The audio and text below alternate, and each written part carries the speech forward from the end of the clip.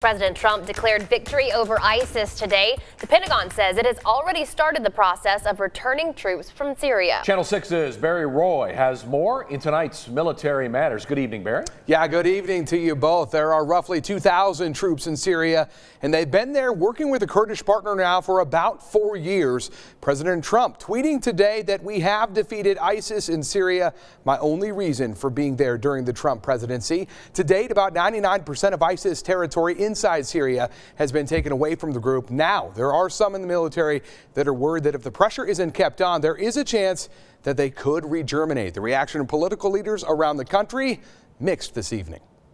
For the first time in my lifetime, we have a president with the courage to declare victory and bring the troops home. Was this decision made with the advice of the military or counter to the advice of the military? That's the first question that I want to know. Now, I did reach out to Fort Hood this afternoon regarding this development. They declined to comment to us tonight because they aren't allowed to speak on the events that are unfolding.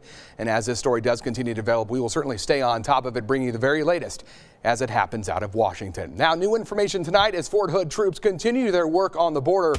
With Christmas just 6 days away, nearly 150 troops remain along the Texas border, but 79% have made their way back home just in time for the holiday. But that could change at any moment. We'll certainly keep you updated on their mission. And speaking of Christmas, the 154th Composite Transportation Company officially marked its return to Fort Hood after following a 9-month deployment in Kuwait. During their deployment, the 154th CTC executed more than 525 missions and traveled over 600,000 miles to provide support and transportation to units moving throughout U.S. Central Command area of the operation.